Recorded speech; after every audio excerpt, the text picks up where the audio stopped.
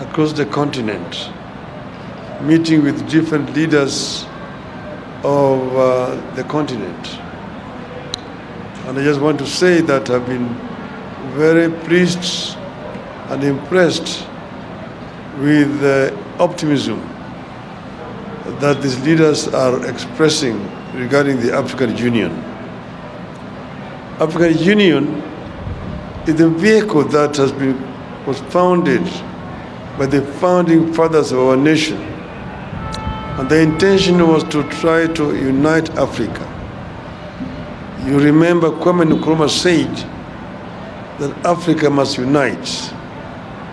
Unite or we perish. And over the years, there have been challenges that have been faced by leadership of the continent. But I want to say that we're happy to see that today the African Union has come of age from the ashes of the Organization of African Unity. But the African Union needs to be strengthened for it to be able to enable African countries to realize the dream of the founding fathers of our continent. A united, peaceful, and prosperous Africa, where the citizens themselves feel that they are free as a people and united and can work productively in the continent. There are several areas where Africa is having a problem. Issues of health care, issues of education, issues of wealth creation, employment in the continent is a major issue.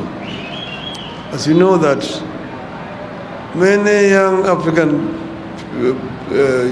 boys drown in the Mediterranean as they try to run away from the poverty and the challenges in the continent, seeking greener pastures in Europe. This does not have to happen. If we create conducive and enabling environment for these people to be more gainfully employed on the continent of Africa. The issue of climate change is a major challenge. Africa is a victim rather than the main offender. But Africa, at the moment, pays a very heavy price. As you can see here in our own country, we live between twin disasters, floods and drought. Many of our people perish, livestock die in those periods.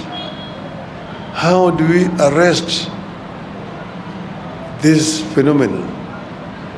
How can we make a contribution? And how can we also negotiate more effectively for compensation from the offenders who have continued to discharge the carbon monoxide in the atmosphere? We need a stronger voice.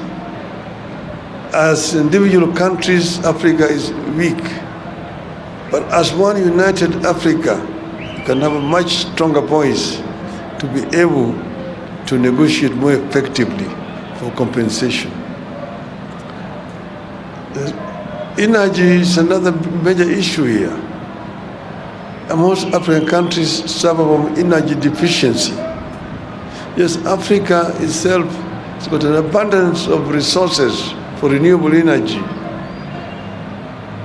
We have a lot of solar energy potential on the continent.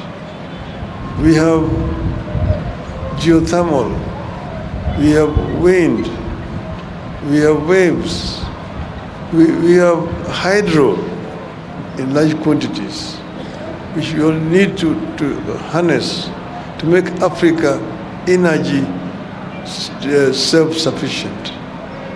So there's many things which we will intend to deal with when we go up there. So I am a candidate, as I mentioned, and I'm happy that the Kenya government has come forward to make him a formal candidate. As you have already told, we have already submitted our application as required by the AU, the Secretariat.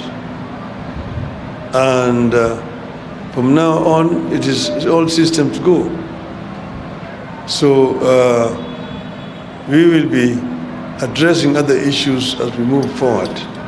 But I want to thank the leadership of the continent who have expressed confidence, and also the people of our country, Kenya. I will need your support in this campaign. I thank you very much for your attention. Thank you.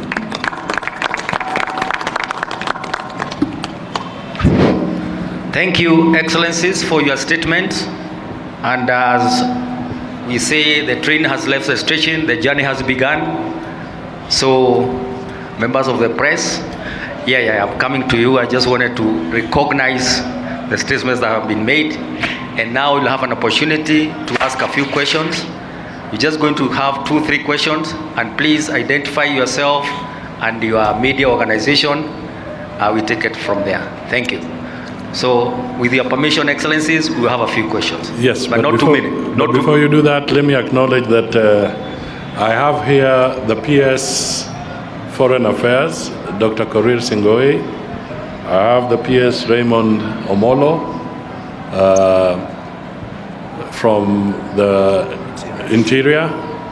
And then I have PS Aurelia Rono, responsible for Parliamentary Affairs.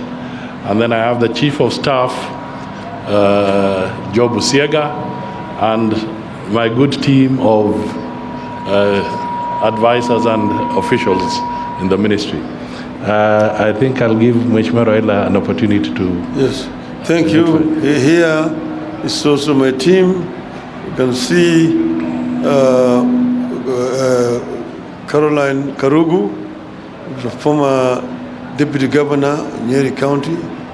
And you have Pauline Joroge, and then you have got Ambassador Elkanah Odembo, you have Ambassador Mahbub, and Mr. Okara. This is a part of my team for this AU campaign. Thank you. Okay. Thank you, Excellency, and congratulations on your candidature, Honorable Odinga. My name is Ibrahim Karanja from NTV. I have one question, and the question is, while Musalia Mudavadi, were there other candidates in Kenya who met the criteria of being considered for the Africa Union chairmanship? And if so, why was the public not made aware of them? Thank you. First of all, let me just state that the government of Kenya reserves the right and has the right as to whom they can nominate as a candidate. And we want to be very candid here.